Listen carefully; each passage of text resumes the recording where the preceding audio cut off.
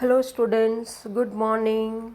Now today we are going to start your chapter 2, what is around us. So open your textbook on page number 6. Dhanvin was roaming in the garden with his mother. While walking, a question arose in his mind. Dhanvin asked his mother, what is land made up of? Mother replied, do you see the sun every day? The sun too has a family, which is known as the solar family. Our earth is one of the members of the solar family. The most important point is that only the earth among all the members of the solar family has got the suitable temperature, water and air to sustain living being. तो धनवीन जो लड़का था अपनी mother के साथ बगीचे में घूम रहा था। घूमते वक्त उसके माइंड में एक सवाल उठा। धनवीन ने अपनी मदर से पूछा कि हमारी धरती किस चीज़ की बनी है।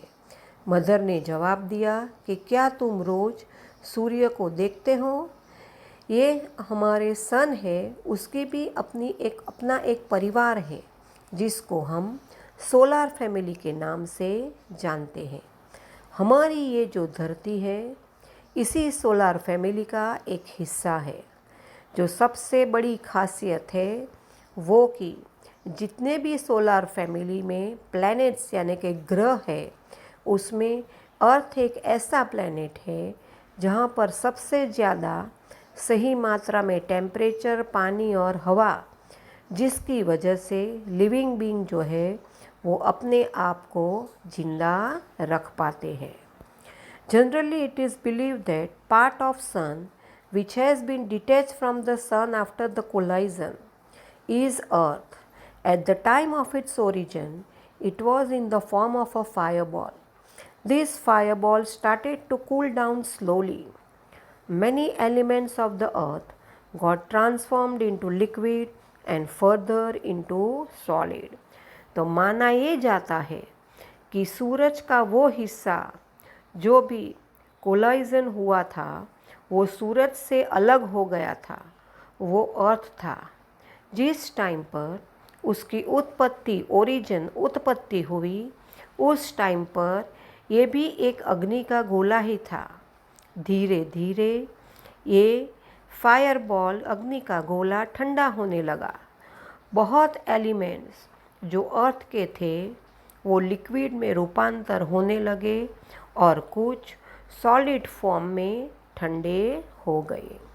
During this process the elements which got transformed into solid are known as lithosphere. The elements which got transformed into liquid are known as hydrosphere. The elements which transformed into gases came to be known as atmosphere. Above all, the living world which developed due to land, water and air came to be known as the biosphere. In this way, the four spheres came into existence on earth.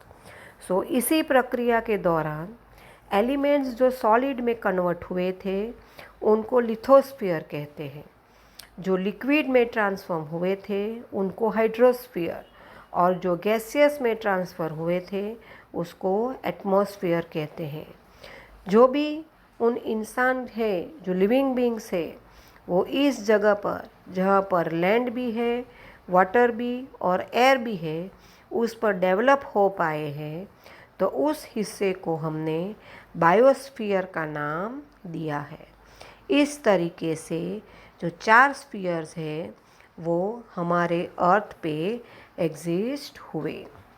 अब first sphere lithosphere. The sphere on which we live is known as lithosphere. Litho means rock and sphere means layer. The upper layer of the earth is made up of soil and solid materials like rock. Approximately 29% of the surface of the earth is covered with lithosphere. This layer is almost 64 kilometers to 100 kilometers thick. The thickness of the lithosphere is not the same everywhere on the earth. Similarly, their interior and exterior do not have identical features It is mostly made up of substance like soil and rocks. जिस sphere में हम रहते हैं उसको lithosphere कहते हैं। Litho का मतलब हुआ पत्थर और स्फीयर का मतलब हुआ लेयर।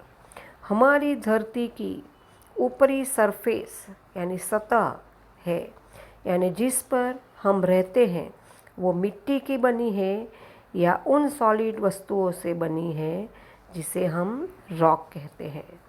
अर्थ का 29% लिथोस्फीयर से कवर है और इन लेयर की जो थिकनेस है वो 64 किलोमीटर से 100 किलोमीटर की है।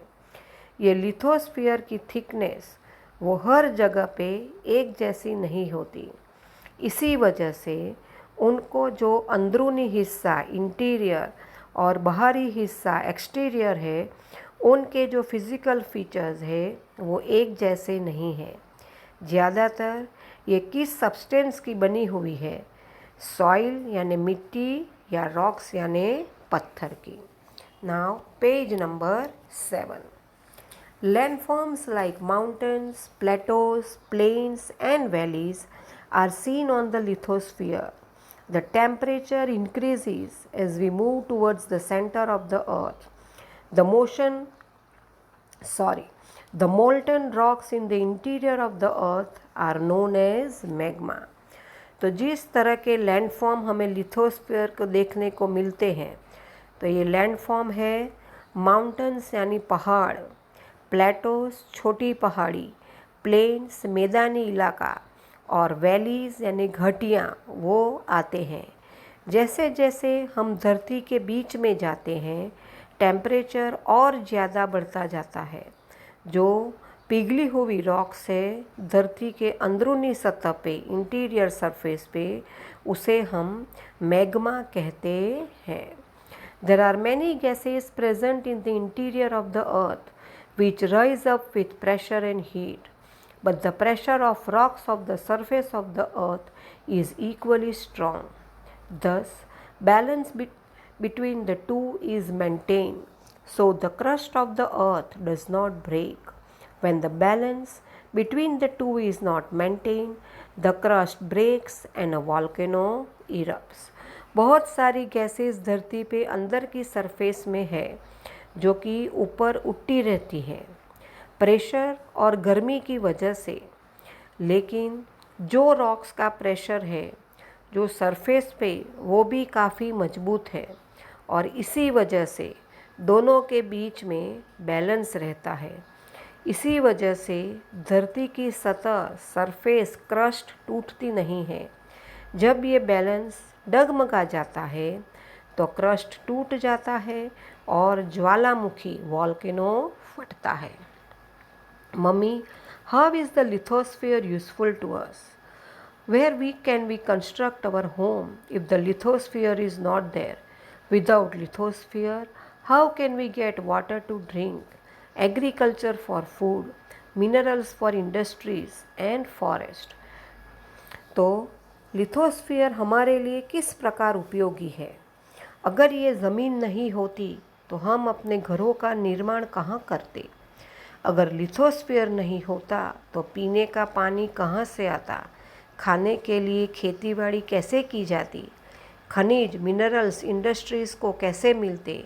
और जंगलों का कहाँ नामो निशान होता? अब जो भी हमें बातें की हैं उसके बेसिस पर आपको लिथोस्फीयर का एक पिक्चर ड्रॉ करने का है। Now the second sphere is hydrosphere. Now let me talk to you about hydrosphere. The hydrosphere is the liquid component of the earth. It includes the ocean, seas, lakes, ponds, rivers and streams. On the surface of the earth, the area of water is more than that of land. Hydrosphere covers 71% of the earth's surface. A water body in hydrosphere that carries a huge amount of water is known as the ocean. These oceans are the Pacific Ocean, the Atlantic Ocean, the Indian Ocean and the Arctic Ocean. All these oceans are connected with each other. अब आपको hydrosphere के बारे में बताते हैं। पानी वाला हिस्सा जो अर्थ पे होता है उसे हाइड्रोस्फीयर कहते हैं। इसमें ओशंस यानी महासागर, सागर, लेक्स यानी तालाब, स्ट्रीम्स यानी झरने, नदियाँ, पोखर वो सब आते हैं। अगर धरती की सतह पे देखें तो पानी का हिस्सा ज़्यादा है बजाय कि ज़मीन का। हाइड्रोस्फीयर अप्रॉक्सीमेटली 71% अर्थ का सरफेस कवर करता है। ऐसी वाटर बॉडीज़ हाइड्रोस्फीयर में जो है जिसमें सबसे ज़्यादा पानी अपने समेटे हुए हैं उसे हम ओशन कहते हैं। और यहाँ पे 4 ओशन हैं जिसके नाम दिए हैं Pacific, Atlantic, Indian and Arctic. ये जो ओशंस हैं वो एक दूसरे से जुड़े हुए हैं। The water bodies close to the land are known as seas, bays, strait, gulf et cetera. The oceans on the earth are huge and deep. Valleys with depth of 10 to 11 kilometers are located at their bottom. The ocean bed has similar features like that of the surface of the earth. It has high mountains, plateaus, vast plain, valleys, etc. वो water bodies जो नदी के पास ज़मीन होती है उसके किनारे पे हैं उसे हम ज़्यादातर सी यानी समुद्र, बेस, स्ट्रेट, गल्फ एक्सेट्रा कहते हैं। ये ओशंस बहुत विशाल और गहरे हैं। इन ओशन के नीचे घाटियाँ यानी वैलीज़ हैं, वो लगभग 10 से 11 किलोमीटर तक ऊंचाई पे आई है। ओशंस के जो बेड है उसके ही बिल्कुल वैसे ही फीचर्स है जैसे धरती की सतह की है। तो ओशन के नीचे जो एक ज़मीन है वहाँ पर आपको सेम फीचर्स देखने को मिलेंगे जैसे आपको धरती के सरफेस के ऊपर देखने को मिलते हैं। Mummy, how much water will there be in the seas? Since sea water is salty, is it useful to us? तो कितना पानी समुद्र में होता है, ये प्रश्न बच्चा अपनी मदर से पूछता है क्योंकि समुद्र का पानी खारा होता है, नमकीन होता है, तो वो हमारे लिए किस प्रकार उपयोगी है। Yes, oceans contain 97% of the total amount of water on earth. Approximately 1/3 of remaining water is trapped in ice caps and glaciers. और वो कहाँ पे है? Poles, Himalayas and other mountains. Some water is accumulated in the lakes and some flows in the rivers and some is stored in the interior of earth as groundwater. The amount of potable, fit for drinking water is less. Fresh water is precious.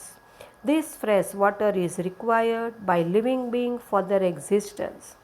The moisture for rain, which is the main source of fresh water, comes from the oceans only.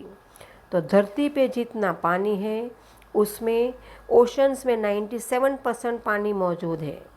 अब 1/3 जो उसका बचा हुआ पानी है वो ज़्यादातर ice caps या ग्लेशियर में जमा हुआ है।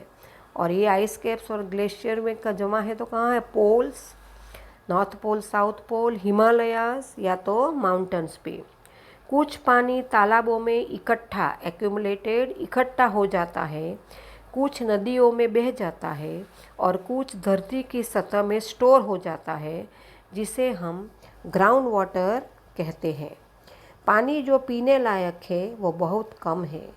इसी वजह से जो फ्रेश वाटर है, ताज़ा पानी है, वो बहुत कीमती है। इस फ्रेश वाटर की हम इंसानों को बहुत ज़्यादा ज़रूरत है। ये जो मॉइस्चर, नमी चाहिए होती है बारिश के लिए, वही मेन सोर्स है फ्रेश वाटर का, वो सिर्फ ओशन से आता है। Valuable chemicals, minerals, salt, fishes, etc. are found in the seas. As we have living organisms on the land, in the same way, the seas and oceans have aquatic life inside them. The tremendous force of water, tides, and currents of oceans are potential sources for generating electricity. Besides this, oceans are also useful as waterways. जो बहुत ही कीमती chemicals, minerals, खनिज तत्व हैं, salt, fish, ये सब समुद्र में ही पाए जाते हैं। जिस तरह धरती पे ऑर्गेनिजम्स होते हैं जो कि जीवित होते हैं, बहुत सारी चीज़ें होती हैं जैसे कि कीड़े मकोड़े, इस तरह कुछ भी हो सकता है, वो लैंड पे होते हैं। उसी तरह से सी और ओशन में भी एक एक्वेटिक लाइफ होती है, जो पानी में रहने वाले ऑर्गेनिज्म एक्वेटिक लाइफ होती है। ठीक उसी तरह के जो वेव्स, टाइड्स होते हैं, करंट्स होते हैं ओशन का, वो एक फोर्स होता है और उसे काफ़ी ज़्यादा इलेक्ट्रिसिटी जनरेट की जाती है। तो वो करंट का, टाइड का और वेव्स का जो फोर्स है, उसकी मदद से इलेक्ट्रिसिटी जनरेट की जाती है। इसके अलावा ओशंस जो है वो वाटरवेज के तौर पे भी इस्तेमाल किए जाते हैं। So students, now rest of the chapter will continue in the next video.